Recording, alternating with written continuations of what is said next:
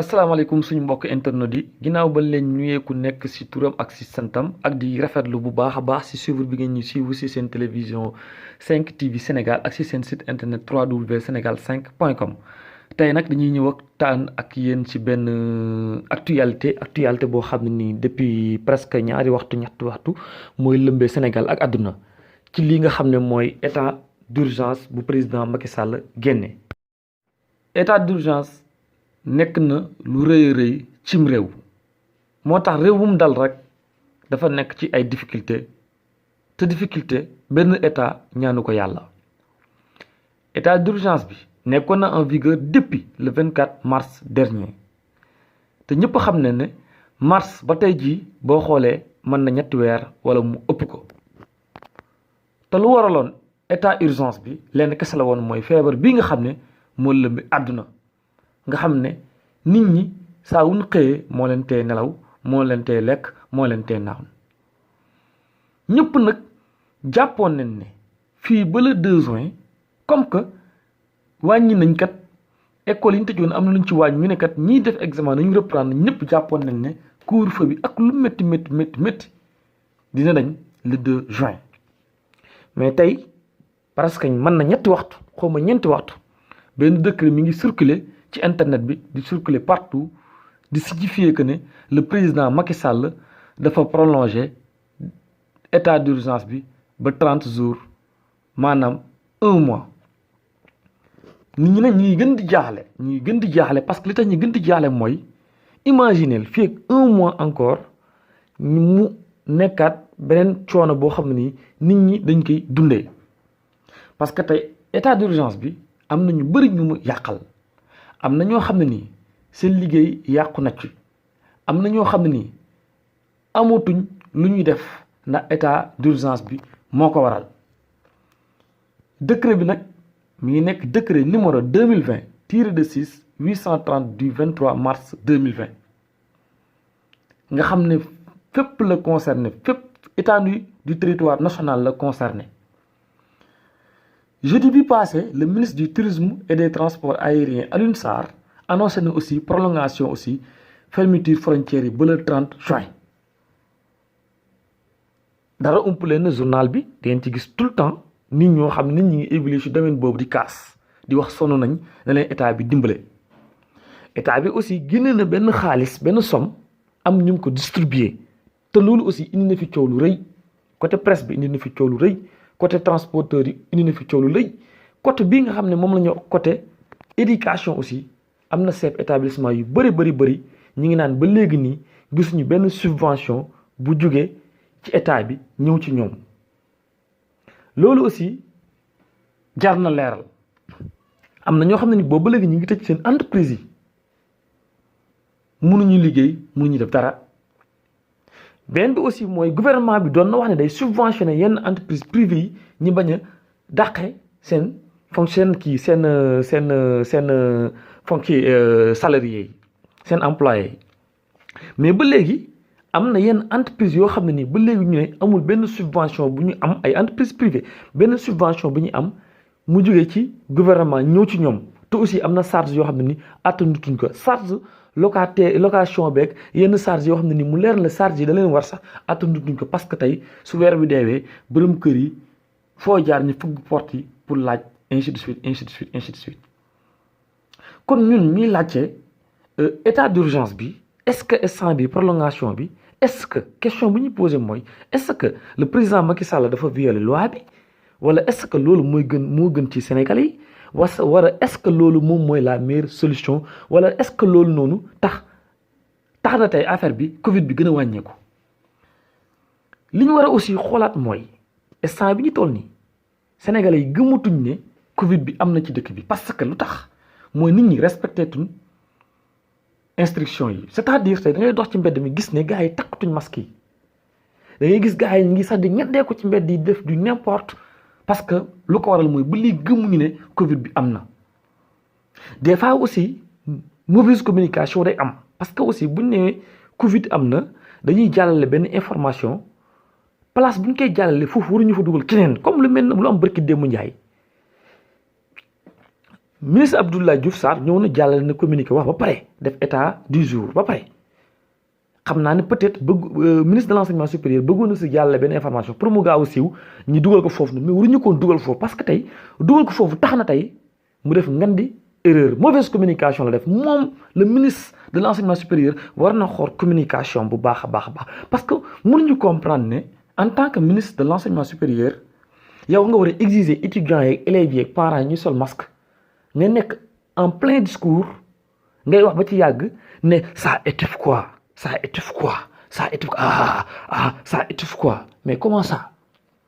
mais loolu nekk na loo xam ne nii bokkul ci un bon comportement nekk na loo xam ne ni aussi en tant que ministre de l'enseignement supérieur waroon na communiquer ne nu dul noonu parce que loolu day yàqal boppam ci lu bëri moo taxit le même jour on a vu beaucoup de choses des critiques partout parce que benn instant ñu ngi laajte naan kii est-ce que réellement ministre de l'enseignement supérieur la parce que façon bu mu communiquer kenn du ko communiquer kilifa du ko communiquer di wax aussi côté couvre-feu bii ñu bëgg prolonger est-ce que tey état bi bàyyi na xel ñoo xam ne nii amatuñ dépense amatuñ lu ñuy lekk ndax couvre-feu bi est-ce que état bi xalaat ne am na ñoo xam ne ni tey yenn heures yi li ñu waroon di liggéey di dem tout le temps yi wax na ne ibbi nañ fi benn plateforme ne xawma covid ment.sn pour nga demander autorisation mais ñaata personne ñoo ci demander autorisation ba léegi gisuñu benn kayit ak loo xam ne nii nga xam ne mënul nekk c'est anormal mooy le fait que tu fais une demande dans cette plateforme bu lay répondre dañ lay envoyer communiqué autorisation par WhatsApp mais ça c'est impossible est-ce que jël nañ temps poser la question ñaata personne ñoom ñoo def demande ci plateforme bi mais personne yooyu yëpp mën nañ toog ne dañ la ñuy transférer seen autorisation via WhatsApp man je dis que c'est impossible des fois tu vois dans les chaînes YouTube comme Dakar Matin bu Pape Alé des fois day génn def ay émissions yoo xam ni comme yi ñuy def nii mais pourtant li muy wax li boo xoolee lu bëri c'est fondé les gens diront que le gars il critique every time every day alors que le gars moom même bu critiquer à côté day def preuve day teg solution je défends pas Pape Alé Niang mais des fois aussi day wax dëgg te aussi boo xoolee presque 100% li muy wax lu fondé la donc il faut que aussi ñun à notre niveau ñu xool bu baax a baax parce que état bi aussi tout le temps buy jël ay décision aussi war na xalaat conséquences yi mais xoolal fii barki démb Ndiaye yow imaginez le ministre de l'éducation nationale mais je peux pas comprendre ñi def ay communiqué partout pour dire que voilà établissement yëpp jox nañ leen ay thermoflash ñi jox na leen ay ainsi de suite mais par contre il y a des établissements yoo xam ne ba léegi jotagul ay thermoflash jotagul loo xam ne tey war na tax tey jii tey ñoom ñi waxee nii wala ñi communiqué nii benn bi aussi mooy mënuma comprendre lu mel ni université Cheikh Anta Diop de Dakar ak yeneen université yi ñaata étudiants ñoo fa nekk étudiants yi fu ne la ñuy dëkk ci Sénégal am na ñoo xam dañuy dëkk sa dëkk yoo xam ne amul courant et pourtant ñi la ñuy exiger formation à distance formation en ligne mais loolu mënul nekk Sénégal nekk na réew moo xam ne nii xamuñu formation à distance parce que nekk na loo xam ne nii mënul dox ci réew mi nga xam ne mooy réew Sénégal donc il faut que ñu xoolaat suñuy teg ay stratégie yan stratégie la ñu war a teg mais mënuñu xëy ñëpp di xaar le 2 juin ñu jékki-jékki génn benn décret nekkat yi prolongé nañ ko fii 1 mois mais est-ce que bañ koy prolongé est-ce que togg nañ ko bu baax a baax est-ce que segg nañ ko bu baax a baax est-ce que xool nañ après conséquences yu si amee et pourtant benn jeune bu génnoon dem agressé pour am lu mu lekk pour am lu mu naan ñu jël ko ràpp dugal ko ci kaso bi mais instant bi ñu toll nii nit ñi amatuñ luñ lekk amatuñ luñ naan liggéeyatuñ mais il est temps aussi que ñu wut beneen solution budul di yokk ay état d'urgence yu dul jeex parce que boo gisee peut-être que les gens disent que le président dafa violer loi bi parce que lu tax ñu koy wax mooy parce que d'après li ñu wax mooy état d'urgence warul dépasser 3 mois je ne sais pas si est-ce que c'est la réalité ou pas mais d'après lu ñu wax nga xam ne mooy norme yi loolu la ñu wax ne warul dépasser 3 mois peut-être loolu moo tax peut-être ku mel ne Moustapha Diakhaté ne kat le président a violé la loi mais je dis que peut-être loolu c'est à revoir loolu peut-être dañ ci bàyyi ñoo xam ne nii ay experts lañ ñoom dañ ci mën a wax man ci sori mais nag lu ñu war a revoiraat la lu ñu war a xoolaat la parce que mënuñu jël tout le temps nit ñi di la ñu tëj te duñ leen jox lu ñu lekk duñ leen jox lu ñu naan ñu ngi fi wax ceeb bi mais partout tu vois des gens ñu naan ceeb bi des fois tu vois dans certaines télévisions comme la RTS ñuy tàllal micro ay vieux des vieillards ñu naan ñuy gërëm président ñuy gërëm diw ñuy gërëm parce que jox nañ ceeb mais le reste pourquoi mais c'est simple d'aller dans un endroit jël benn saako ceeb ñetti saako ceeb jox ko un vieux tàllal ko micro ni ko waxal mais day wax pourquoi pas day wax lu neex état bi lay wax parce que jox nañ ko ñetti saako ceeb ak diwlin bu dul jeex loolu mënoon na ko jënd ji te amul lu mu ko jëndee mais buñ ko joxee day tagg mais est-ce que tey dem nañ ci ñeneen ñu ko amul ñi buñ tàlloon micro ñu ko amul ñi ñu ko jotul ñi danañ dégg loo xam ne nii ci la ñuy bàyyee li ñuy def li ba faw li ñuy wax nii nag waxuñu ko pour critiquer parce que on n'est pas là pour critiquer mais on est là pour partager une information avec les Sénégalais parce que il est temps de voir ce que nous faisons parce que war nañ xool bu baax a baax est-ce que réellement ñun yenn nii dafa war a mën a nekk warawul mu nekk audio bi nag bu ko le président de la République déggee wala le ministre de l'Intérieur déggee nañ xam ne wax nañ ko mais waxuñu ko pour violation verbale ni violation morale mais dañ ko wax parce que il est temps que ñun ñëpp ñun en tant que sénégalais ñun ñëpp ñu xool naka la ñuy def ba partager nos opinions suñu idée parce que buñ jël ne gouvernement bi kese ak lu ñu mënti bëri ñoom kese mënuñu développer idée yoo xam ne nii moom mooy tax Sénégal di dem ba faw mais foog ñu partager ak askan wi yenn idées yi. ñi ngi wax aussi ouverture des écoles à partir de ce 2 mais c'est important ñi reprendre à partir de ce 2 mais nag est-ce que aussi ñoom ñi ngi travailler yenn secteur clé yi xam nga waruñu def tout le temps di travailler avec le secteur public quand je dis secteur c'est-à-dire dañoo war a toucher partout mais il y a des structures éducatives qui évoluent dans ce sens qui sont là mais posons la question étudiants yi ak élèves yi bu ñu bëggee am concours bu disponible Sénégal fa lañ koy amee mais il y a des plateformes éducatives qui sont là c'est eux-mêmes qui véhiculent l'information bu dul woon ñoom mën naa ne étudiants yi 80% duñu xam ndax am na information éducative bu disponible mais donnons l'exemple du site education-sn.com mais c'est un site privé c'est un site privé même li muy liggéey y a des plateformes étatiques yoo xam ne nii xaajuñu ba koy liggéey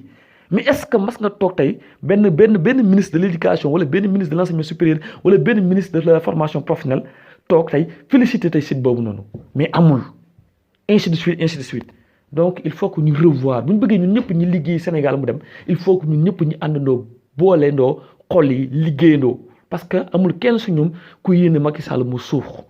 amul kenn su ñun ku yéene Macky Sall mu am problème amul kenn su ñun ku yéene keneen ak kenn mu am problème mais lu ñu intéressé mooy ndaka la ñuy def ba Sénégalais yi nekk ci jàmm ak salaam di la ñuy jaajëfal bu baax a baax di la ñuy wax ne bu dee am na lenn lu ñu wax loo xam ne ni waruñu ko wax ñu ngi koy jégalu ak di la ñuy gërëm di la ñuy sant jërëjëf. À quel niveau sera encore le niveau de pauvreté? Tous les efforts sur le développement durable vont être totalement annihilés par l'effet du Covid. Or, il me semble que les pays de l'OCDE qui ont augmenté le ratio d'endettement de 28 points, ils sont passés de 109% de leur PIB à plus de 137% du PIB, en mobilisant au moins 17 trillions de dollars sur les marchés. Avec moins d'1%, nous aurions pu certainement aider l'Afrique